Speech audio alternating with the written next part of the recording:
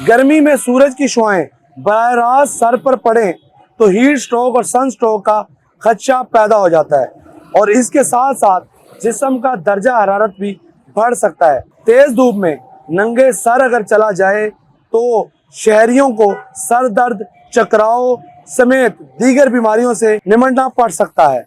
इसके साथ साथ सर ढांपने से ये अलामात कम हो सकती हैं। सूरज की शुआएं बालों को खुश्क और कमज़ोर करने का सबब बनती हैं, जिससे बाल झड़ने का अंदेशा पैदा हो जाता है। कपड़े या टोपी के इस्तेमाल से सर को ढांपा जाए तो सूरज और गर्दो गुबार से बचा जा सकता है। सर की जिल्द को धूप से बचाना चाहिए। ख़ास तौर पर ऐसे लोग जिनके सरों पर बाल कम हैं, वो सूरज की डायरेक्ट छुआओं से बचें, क्योंकि हीट स्ट्रोक और सन स्ट्रोक के बायस उनको मुख्तलिफ बीमारियों से निमटना पड़ सकता है।